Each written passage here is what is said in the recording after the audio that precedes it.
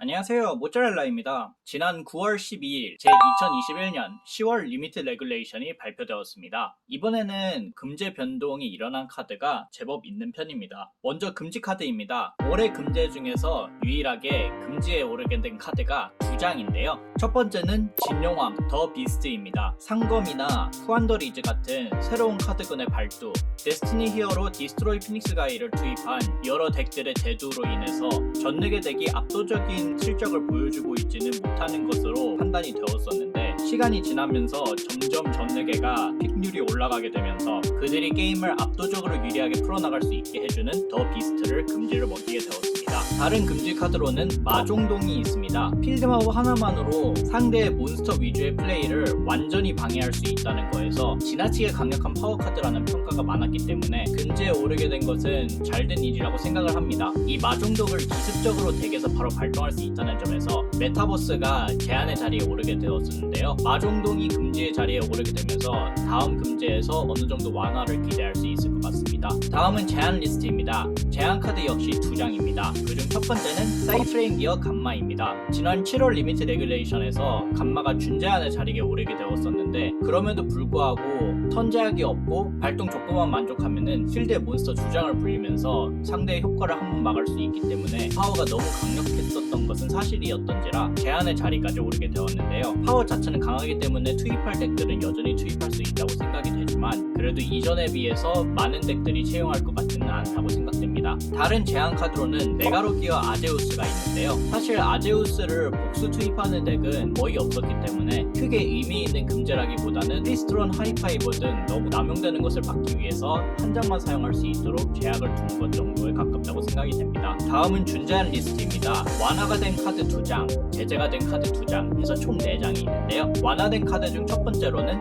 영혼을 먹는 오비라토르가 있습니다. 공룡족 계열의 에어맨이라고 불리는 카드로 소환되면은 공룡족 몬스터를 페앤어프나 묘지로 보낼 수 있고, 파괴를 트리거로 하는 다양한 공룡족 몬스터들과 시너지가 너무 뛰어났기 때문에 제한의 자리가 오르게 되었었는데, 최근 공룡이 크게 대두되고 있지는 않은 상황이다 보니 준제한까지 풀어준 것으로 보입니다. 다른 완화 카드로는 붉은 눈의 암흑 메탈 드래곤이 있습니다. 에라타를 통해서 명칭 제약이 생기고 소환의 횟수 제약이 생겼었는데, 특유의 명칭 제약 때문에 여러 장 투입할 만한 가치가 있을지는 좀 두고 봐야 할 것 같습니다. 제재가 된 카드 중에서는 욕망과 탐욕의 항아리가 나왔습니다. 최근에 나온 항아리 시리즈인 욕망과 졸보의 항아리, 졸보와 겸허의 항아리 등 엑스트라 덱을 건드는 것에 비해서 메인 덱을 랜덤하게 건들기 때문에 좀 더 위험 부담이 크다라는 평가가 많았었던 카드이지만, 최근 파츠가 서로 긴밀하게 연결되어 있기보다는 각각의 역할을 수행하는 경향이 크다 보니 해당 카드를 3장씩 넣고 부담 없이 한 장씩 정도만 남겨져 있으면 된다라는 마인드로 채용하고 있던 덱들이 많았었기 때문에 그 범용성 때문에 준제한의 자리에 오르게 된 것 같습니다. 마지막 준제한 카드로는 말살의 지명자가 있습니다.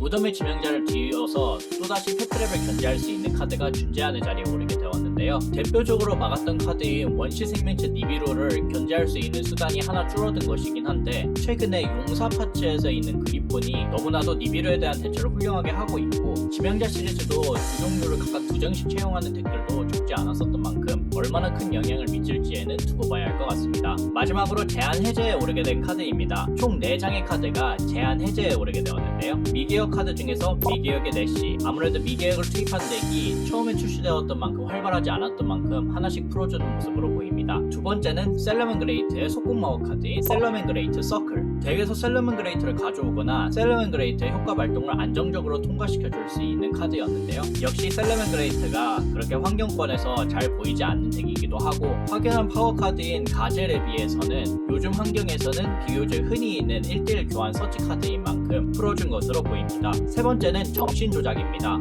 한동안 많은 덱들의 사이드 덱에 들어가면서 다양한 몬스터를 가볍게 돌파하는 데 사용되었었는데요. 대상을 지정하는 카드이기도 하고, 최근에 퍼미션 카드도 많아졌으며 어떤 몬스터든 확정적으로 링크 소재로 사용할 수 있었던 그러한 환경은 아닌 만큼, 또한 최근 사이드 덱에서 잘 보이지 않았던 만큼 풀어준 것으로 보입니다. 마지막으로 지난 7월 금제에서 준제하는 자리로 내려왔었던 펜들럼 콜이 무제한의 자리까지 내려오게 되었습니다. 계속 꾸준히 펜들럼 몬스터들에 대한 제재 완화가 이루어지고 있는 중인데요. 지난번에도 설명했듯 펜들럼 콜은 특유의 내성이 오히려 도구로 작용이 되어서 궁합이 뛰어난 카드라고 하기에는 약간 무리가 있었던 카드였던 만큼 이렇게 무제한의 자리까지 내려오게 된 것 같습니다. 현재 환경에서 가장 크게 영향을 미치고 있는 카드는 데스티니 히어로 디스트로이 피닉스 가이에 해당하는 파츠와 용사 테마에 해당하는 파츠들입니다. 최근에 발매된 카드들인 만큼 한동안은 해당 카드들이 직접적으로 제재를 먹을 일이 크지는 않을 것 같은데요. 히어로 유저로서 데스티니 히어로 파츠들이 제재를 먹을 확률이 있다는 것은 굉장히 위협적으로 다가옵니다. 오늘의 영상은 여기까지입니다. 즐겁게 봐주셨으면 좋겠습니다.